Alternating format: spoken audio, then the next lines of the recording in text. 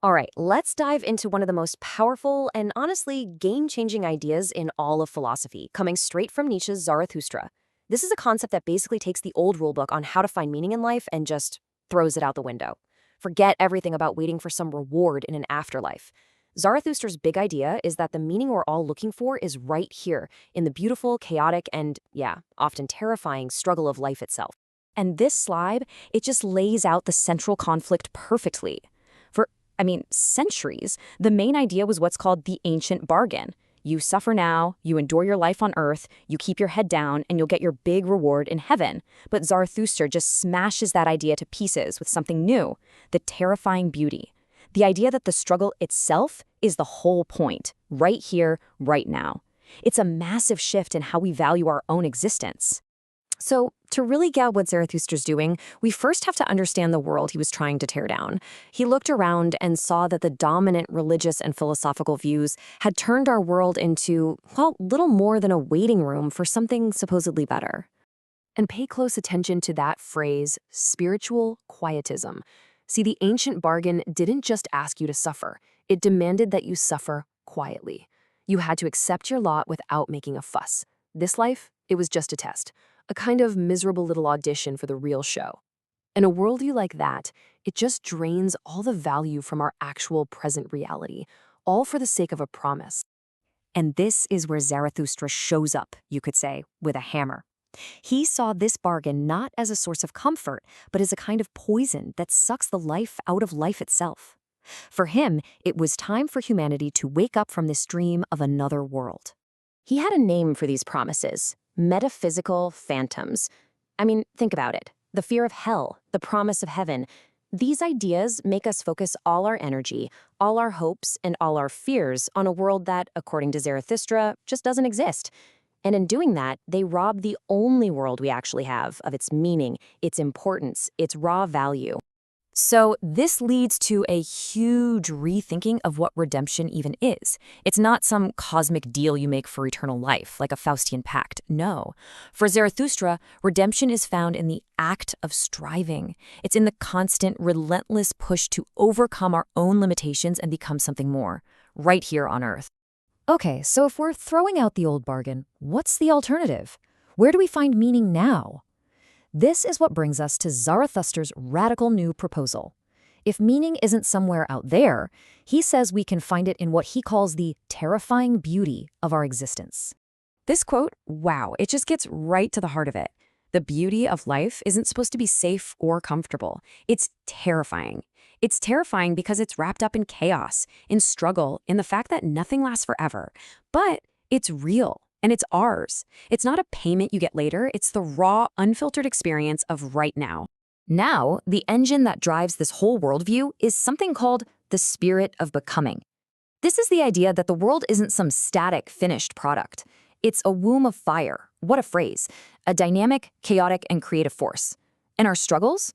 They aren't punishments. They're the raw materials we get to use to forge ourselves into something new. To really drive this point home, Zarathustra points to a new kind of saint, a new holy thing that he says perfectly embodies this entire philosophy. But it's not at all who you'd expect. It's not some pious martyr suffering for a ticket to heaven. So who could possibly represent this new, earthbound kind of holiness? Any guesses? The tightrope walker. Yep, a performer, an artist, a risk-taker balanced precariously over a deadly drop. It seems like a strange choice at first, but when you think about it, it's absolutely brilliant. So, why is the tightrope walker holy? Well, think about it. His goal wasn't heaven. It was simply to get across that rope, to span the abyss. His value wasn't in whether he succeeded or failed, but in the attempt itself. The tension, the focus, the balance, the risk. That struggle was his meaning. He's the perfect symbol for finding purpose in the courageous act, not in the comfortable safety of the ground below. And this brings us to an idea that's even more radical, if you can believe it, the holiness of failure. Zarathustra introduces this concept he calls downgoing, and says it's not just necessary, but a beautiful part of the whole process. This is such a profound statement. What's great about us isn't just in our triumphs, our victories, our overgoing. It's also in our failures, our falls, are downgoing. He's saying both are absolutely essential parts of the human journey. So this flips the whole idea of failure on its head. It's not just some bad outcome. It's a creative act. You attempt something great. You try to span that abyss. You might fail. That's the downgoing. But in that very failure, you become a bridge. You become a lesson, a stepping stone for whoever comes next.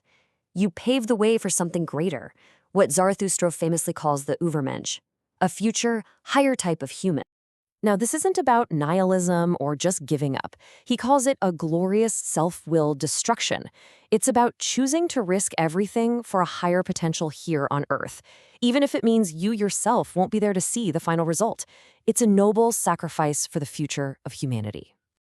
So after this profound realization that even failure can be a creative sacrifice, Zarathustra's mission completely changes. He gets that he can't just preach this to everybody. He needs to find a very, very specific kind of person. He sees humanity standing at a crossroads with two possible paths. On one side, you've got the last man. This person's only goal is comfort, safety, and what Zarathustra calls a kind of blinking contentment. On the other side is the fellow creator, someone who seeks out risk, who embraces struggle, and who finds value in creation and overcoming. And this right here captures his pivot perfectly. He realizes that most people, the herd as he calls them, are always going to choose the comfort of the last man. He starts to see them as spiritually dead. So he stops trying to be a shepherd to the dead and becomes a strategic creator, searching for those inspired few who share his fire. His new mission becomes crystal clear. First, find these fellow creators. Then, together, they're going to smash the old tablets of value, that whole ancient bargain, and forge a completely new morality. A morality that doesn't look to the heavens for its rules, but is grounded firmly in the goal of realizing our highest human potential right here on this earth. And it all culminates in this powerful declaration. His downgoing, his mission to go down and engage with the world, it isn't for the sake of some god or some promised afterlife. It is entirely for the sake of finding and creating meaning on and for the earth. It's a total, radical reorientation of purpose. And that really leaves us with a challenge for our own time, doesn't it? What are the old tablets, the unquestioned values we live by today that might actually be holding us back? And what would it truly mean to become one of those fellow creators and start forging new values? Values grounded not in some future promise, but in the terrifying, beautiful struggle of the here and now.